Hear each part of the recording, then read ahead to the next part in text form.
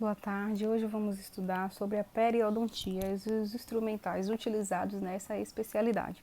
Então, na aula de hoje nós vamos aprender um pouquinho do que é a periodontia, né, o seu conceito básico, do que é que se trata, quais os tipos de doenças que estão envolvidos nessa especialidade, né, o que essa especialidade ela está se referindo, né, a que tipo de tratamento, quais tipos de doenças, enfim, bem como os instrumentais utilizados na periodontia. Então, para começar, é o que? É a ciência que estuda e trata das doenças do periodonto. A origem da palavra peri, em volta de, e odonto, dente. Então, nada mais é do que a especialidade que vai tratar, vai cuidar e vai estudar sobre os tecidos que estão ao redor do dente. Porque ao redor do nosso dente nós temos tecidos que vão promover a sustentação, a fixação desse dente no osso alveolar. E o próprio osso alveolar também faz parte do tecido periodontal, do tecido de sustentação. Então, a periodontia, ela vai estudar as doenças que vão acometer essas estruturas, porque assim como temos a doença cárie, que acomete diretamente a estrutura dentária, esmalte, dentina, polpa, nós temos também doenças que podem acometer as estruturas que estão ao redor do dente, que nada mais é do que doença periodontal. E a gente vai falar um pouquinho mais lá na frente sobre essa doença, sobre os estágios. Bem como também os instrumentais utilizados para o tratamento dessa doença, alguns instrumentais também utilizados para realização de cirurgias, porque a periodontia não trata apenas de doenças periodontais, mas ela também trabalha com a parte estética, com a parte de cirurgia, né? E a gente vai ver um pouquinho mais adiante sobre isso. Então, a periodontia nada mais é do que essa especialidade, vai tratar das estruturas que sustentam o dente, que estão ao redor do dente, diferente da endodontia. A endodontia nada mais é do que a especialidade que vai tratar e cuidar das doenças que acometem internamente o dente, principalmente a polpa, porque endo vem de dentro e odontia vem de dente. Então, endodontia, tratar aquilo que está dentro do dente. Já a periodontia, como peri ao redor, vai tratar aquilo que está ao redor do dente. A gente vai conhecer algumas dessas estruturas. Então, aqui para iniciar, na anatomia do periodonto, dentre todas essas aqui citadas, existem três que são as principais e que, no meu ponto de vista, competem mais a vocês conhecerem, né? Não há necessidade de conhecer muito mais a fundo, mas sim o básico. Quais estruturas são essas?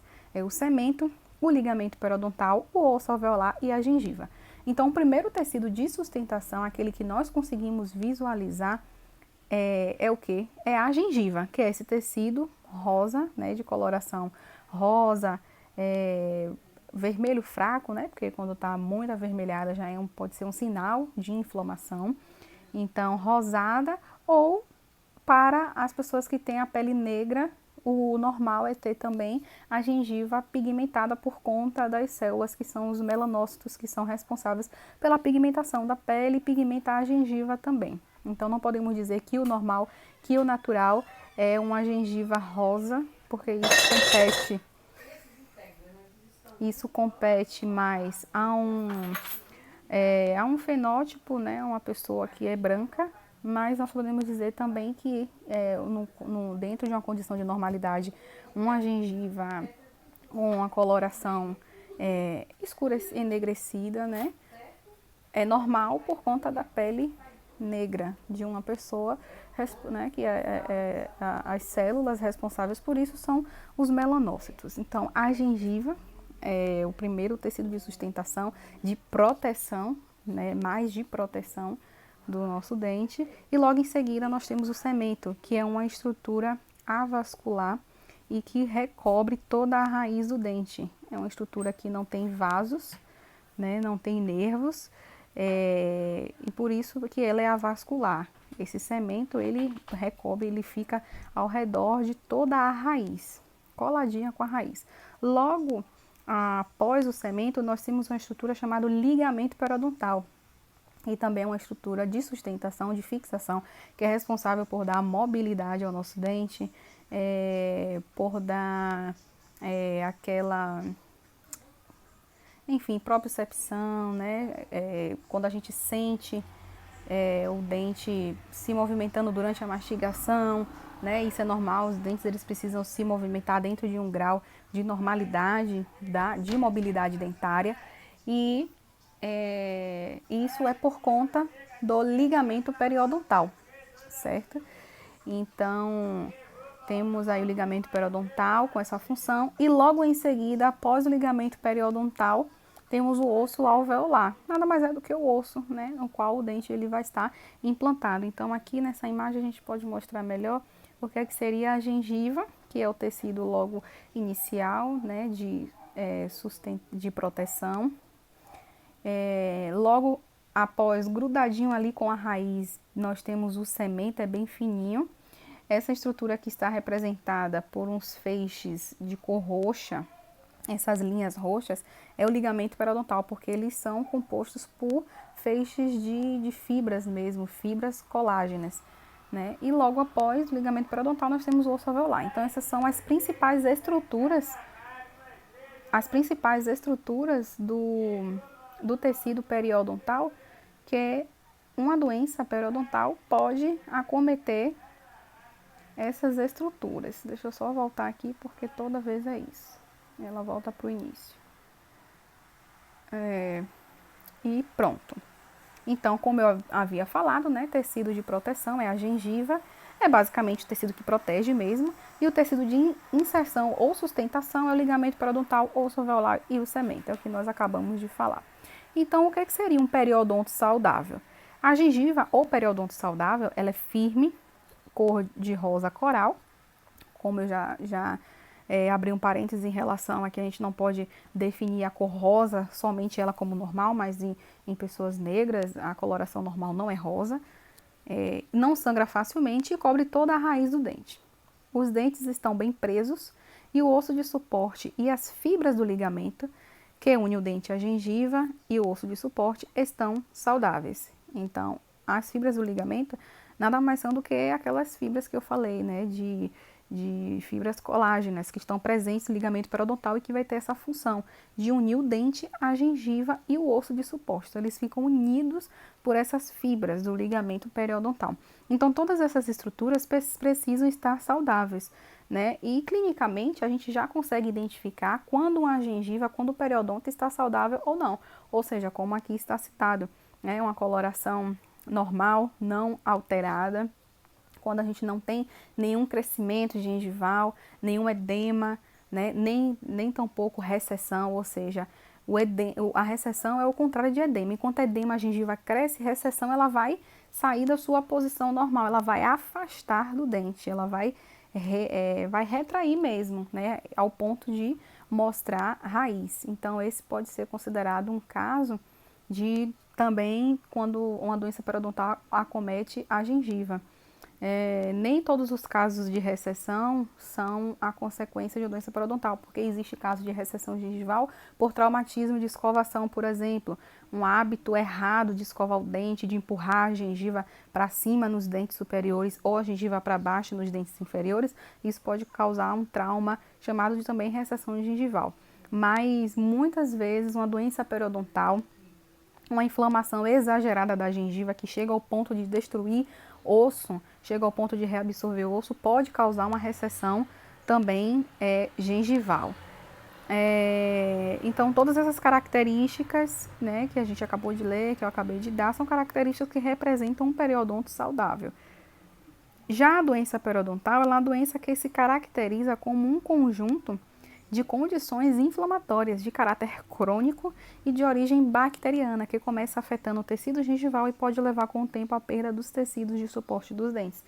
Então, essa doença periodontal, ela inicialmente se dá pelo que a gente conhece, né, mais comumente conhecido como gengivite. A gengivite nada mais é do que essa inflamação inicial, esse processo inflamatório inicial. E esse processo inflamatório ele se dá por conta daquele acúmulo de placa bacteriana, acúmulo de tártaro, que a gente conhece como cálculo dentário. Esse é o nome, né, que a ciência mesmo utiliza, mas a gente popularmente conhece como tártaro. Esse tártaro vai se acumulando nesse cálculo dentário.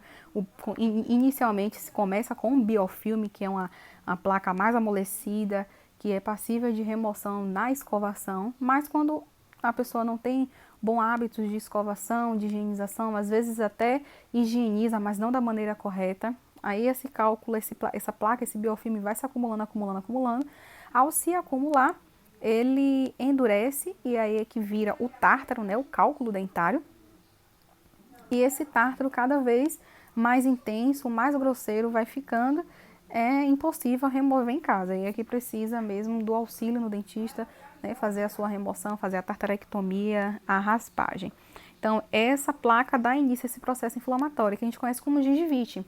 Inicialmente, a gengiva ela fica avermelhada, ela fica sangrante, ela fica edemaciada, ou seja, fica inchada.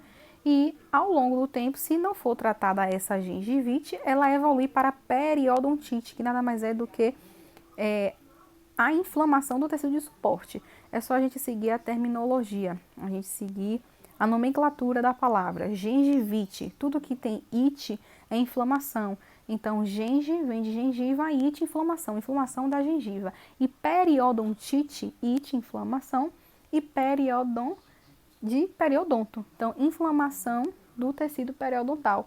Então, nada mais é do que o acometimento, né? Essa inflamação ela vai progredindo e começa a acometer os tecidos periodontais, como o osso alveolar, cemento, ligamento periodontal. E com isso pode existir, né, gerar uma perda óssea. A pessoa vai perdendo esses tecidos, vai perdendo o osso, reabsorvendo até chegar ao ponto do dente ficar amolecido, né, com a mobilidade exagerada e chegar ao ponto de precisar extrair. Então esse é o nível mais acentuado da doença periodontal, é quando chega a uma perda óssea elevada, gerando uma perda dos dentes, né? Mobilidade exacerbada e perda dos dentes. Então, essa é a doença periodontal. E aí, como eu falei, a inflamação da gengiva, né? Gengivite é o estágio inicial da doença da gengiva e é a mais fácil de ser tratada, porque a gente não precisa de tantas sessões no dentista para raspar esse tártaro, já que ele não está tão acumulado. Né? Ele tem um acúmulo já acentuado, mas não chega a ser tanto ao ponto de causar uma perda óssea. Por isso que ele é mais fácil de ser tratada. A causa direta da doença é a placa bacteriana, a película viscosa incolor. Incolor inicialmente, né?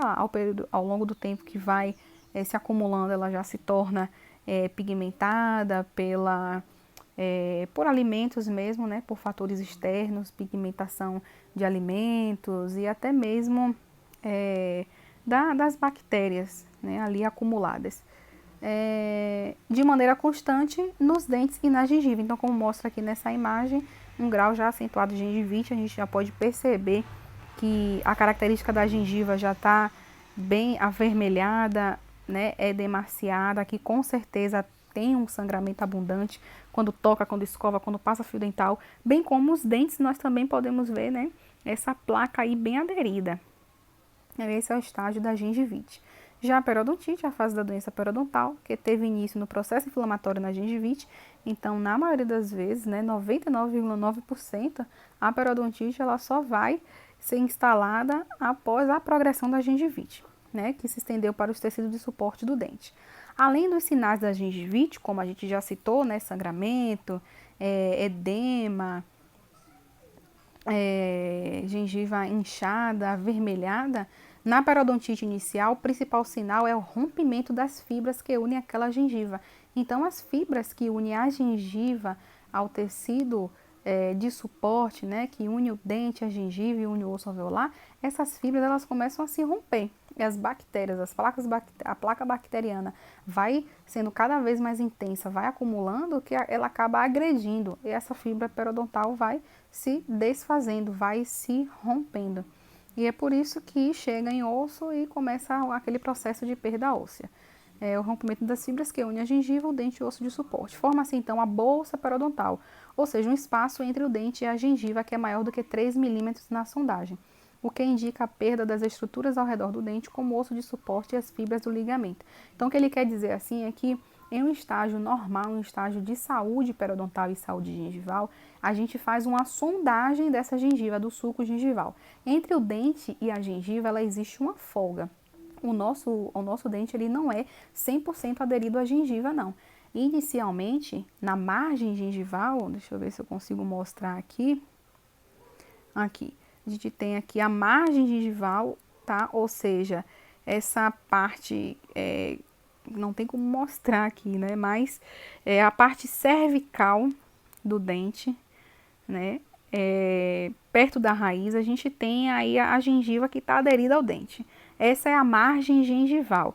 Nessa margem gengival, naturalmente ela não está 100% aderida.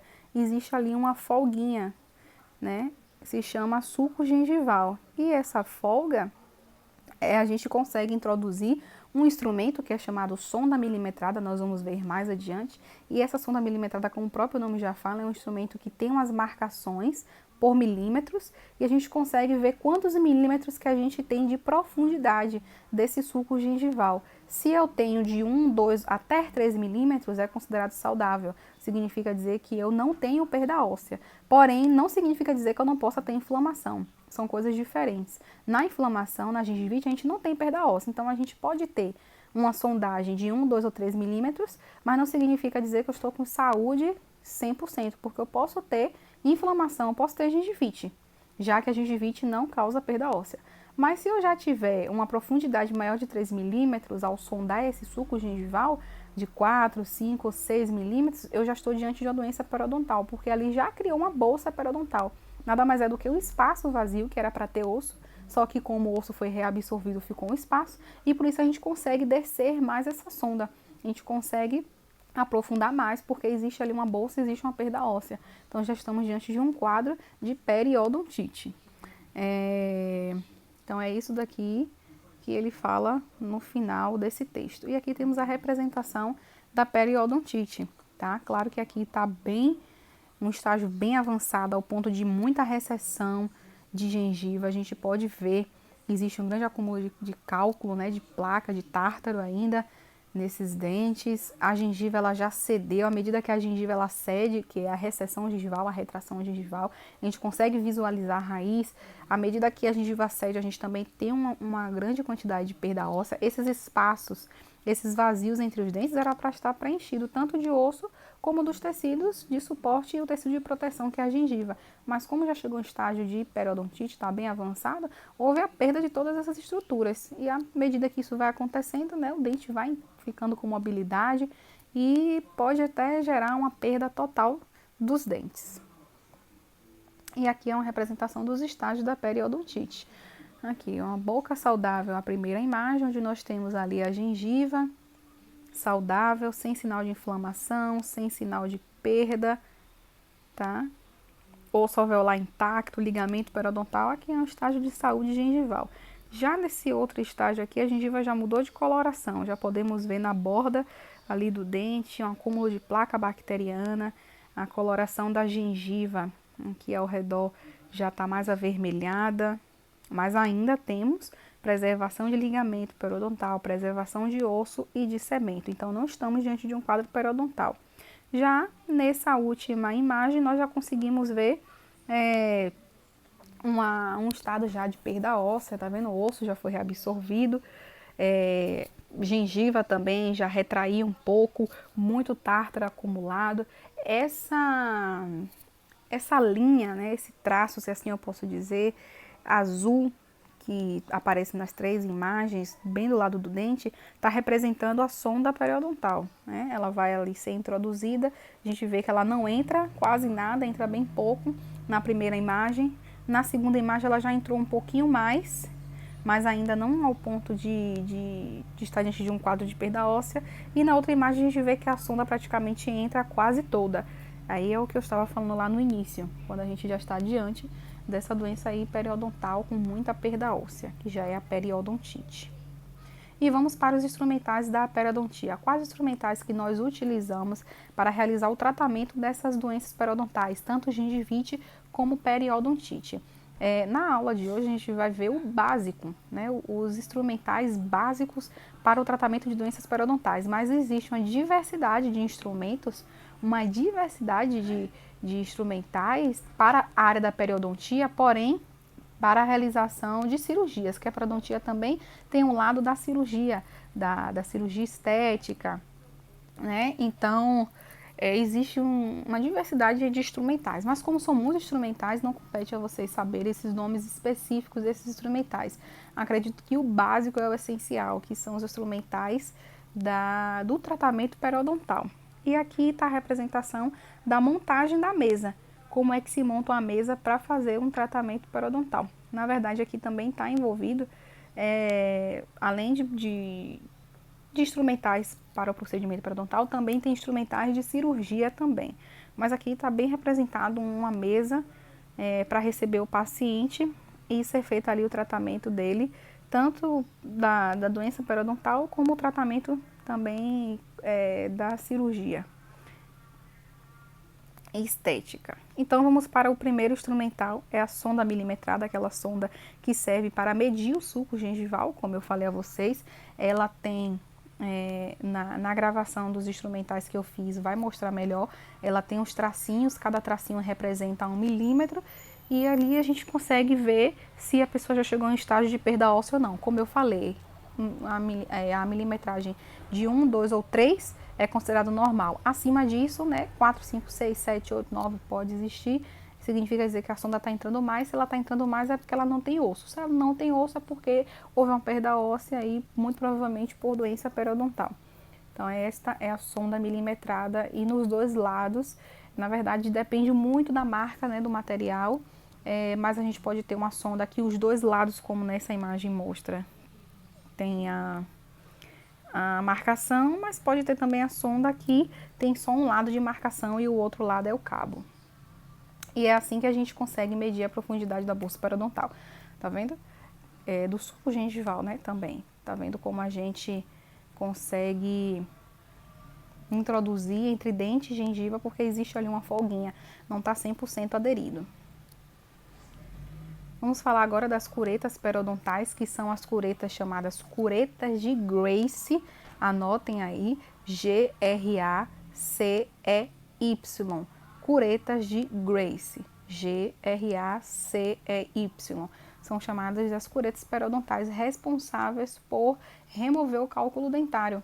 E para cada região do dente existe uma cureta específica. Qual é que eu vou saber qual cureta que eu vou utilizar para cada região do dente? Existe uma numeração para isso. Cada número vai estar relacionado à face e ao tipo do dente que nós vamos utilizar para raspar. Mas são as curetas periodontais. Raspar o quê? Raspar o tártaro, né? O cálculo dentário, que a gente só consegue chegar em estágio de saúde gengival quando a gente remove o causador da doença. E o causador da doença é o tártaro. Enquanto o tártaro estiver ali, enquanto o tártaro permanecer, a doença vai estar instalada. Quando a gente remove, a gente já consegue mudar o quadro de doença para saúde. Então, eu queria que vocês não fixassem essa numeração, porque o que a gente mais utiliza é uma outra numeração, né, na verdade. Então eu vou dizer, não está no slide, eu vou falar para vocês, excluam esse slide, né, essa numeração, porque eu vou dizer uma numeração que é mais utilizada. Existe a cureta 1, 2, a cureta 3, 4, existe, mas a mais utilizada é a 5, 6, 7, 8, 11, 12, 13, 14. Vamos lá. A 5, 6 é uma cureta só. A numeração dela é 5/6, é uma cureta. E aí, a cureta 5 e 6, ela é utilizada para raspar a face vestibular e a face lingual ou palatina dos incisivos centrais, incisivos laterais e caninos. Essa é a função da cureta 5 e 6. Repetindo, raspar as faces livres. Quais faces livres são essas? Faces livres são vestibular e lingual ou palatina, só dos dentes anteriores. Então, se eu quiser raspar um incisivo central, um incisivo lateral ou um canino superior ou inferior, na sua face vestibular ou na sua face lingual, nós vamos utilizar a cureta 5 e 6. Já a cureta 7 e 8, 7/8, né? É a cureta que a gente vai utilizar para as faces livres, ou seja, vestibular, lingual ou palatina, dos dentes posteriores, ou seja, a partir do primeiro premolar, tanto superior como inferior. A gente vai utilizar a 7 e 8. Vai raspar a face vestibular e face lingual dos premolares e molares. Essa é a função do 7 e 8. Por que que muda? Porque cada cureta ela vai ter uma inclinação. Então, quanto mais distante, mais difícil é a raspagem. Então, eu preciso ter uma inclinação, né, dessa cureta mais acentuada para eu conseguir raspar lá mais profundo. A gente vai ver que a angulação da 5 e 6 ela é bem retinha, ela parece um C. Então, ela é apropriada para os dentes anteriores, que é mais fácil de raspar porque está mais próximo. Já aqueles últimos dentes, os molares, eu preciso ter uma inclinação mais acentuada da cureta. E aí a gente vai ter as curetas específicas. No caso, 7 e 8 para as faces livres. Vamos ter agora a 11 e 12. 11/12. Lembrando que é uma cureta só, viu, gente? Quando eu falo 5, 6, é só uma cureta. O nome, a numeração dela é 5, 6. A outra cureta, 7 e 8. Outra cureta, 11 e 12. A 11 e 12, ela serve para raspar faces interproximais dos posteriores, ou seja, no caso, só a mesial. A 11 e 12 vai raspar a face mesial, que é uma face interproximal, dos premolares e dos molares. Então, se eu quiser raspar a face mesial de molares e premolares, é a 11 e 12. E para a face distal, é a outra cureta, que é chamada de 13 e 14. 13/14 é para a raspagem da face distal dos premolares e dos molares. Serve tanto para superior e inferior, tá? E a gente tem também as foices, que são um instrumental utilizado para a limpeza das interproximais dos dentes anteriores. E a foice não pode ser utilizada para raspar subgengival. Ou seja, todas as outras curetas que eu falei anteriormente, 5, 6, 7, 8, 11, 12, 13, 14, a gente pode aprofundar, colocar lá dentro da região da bolsa periodontal e raspar. A gente chama isso de raspagem subgengival, porque a gente está raspando por dentro da gengiva. A raspagem que a gente raspa, o tártaro que está em cima da gengiva, que não precisa aprofundar, que não está dentro de bolsa periodontal, é chamado de raspagem supragengival. E a que está mais profundo, né, o tártaro lá por dentro da gengiva, é chamada de raspagem subgengival. Então, essa foice, ela não pode ser utilizada para raspagem subgengival. Ela pode ser utilizada apenas para a remoção dos tártaros que ficam aqui, tá vendo? Entre os dentes, o tártaro que fica na região supragengival, entre os dentes anteriores, como mostra aqui nessa imagem. Tá vendo que o instrumental está se limitando da gengiva para cima. Ele raspa da gengiva para cima e remove o tártaro que está acumulado nas faces interproximais dos dentes anteriores. Ah, por que eu não posso raspar com a foice subgengival? Porque a foice ela tem dois lados cortantes. Tanto um lado como o outro, a ponta dela é cortante. Então, se eu levar essa foice na região subgengival, eu vou causar uma dilaceração da gengiva, vou causar aí um trauma, né, um ferimento mesmo na gengiva. Então, não é o ideal. E por que as outras curetas eu consigo levar subgengival a 5, 6, 7, 8, 11, 12, 13, 14? Porque elas têm apenas um lado cortante. Uma face é cortante e a outra é lisa. Então, a face que está cortante vai estar voltada para o dente e para a raiz, na parte subgengival. E a parte que é lisa vai estar voltada para a gengiva. Então, o contato da cureta com a gengiva não vai ser agredido, não vai ser traumático, porque a gente não vai ter a face cortante voltada para a gengiva, mas sim a face lisa, a face que não corta. E a face cortante vai estar voltada para o dente, que é onde vai estar acumulado, né, o tártaro e a placa bacteriana.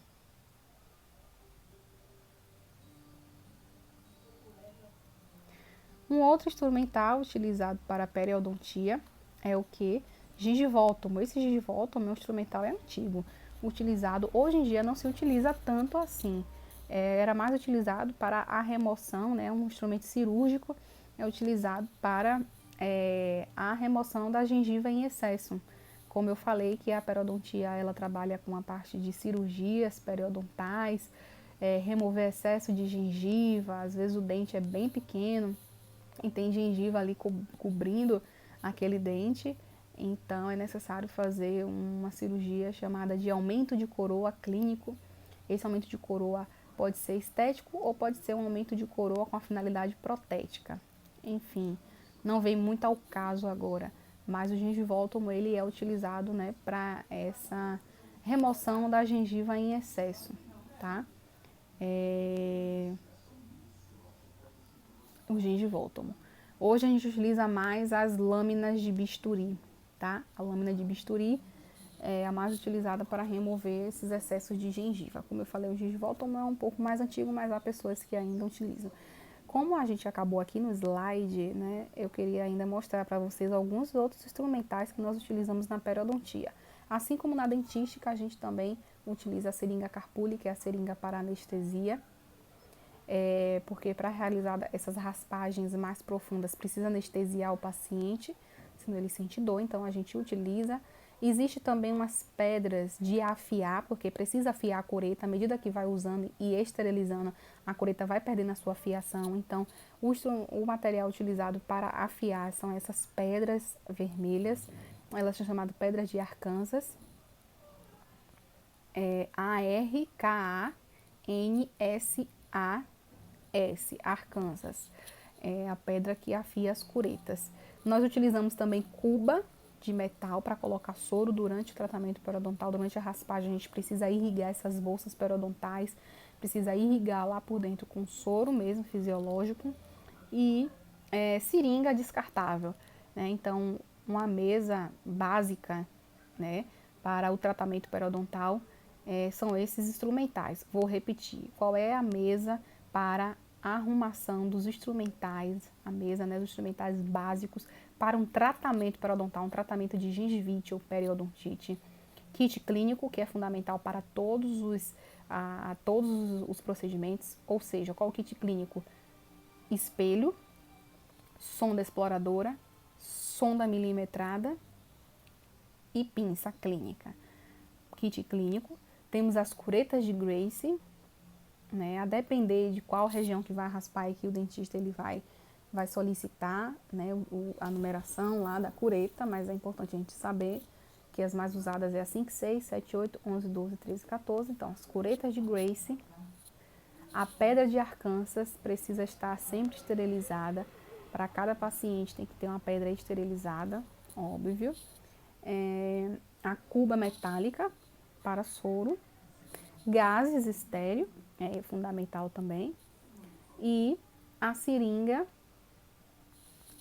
Carpuli para anestesia e a seringa de irrigação, que são as seringas descartáveis. Esse é a mesa, né, de instrumentais básicos para o tratamento periodontal.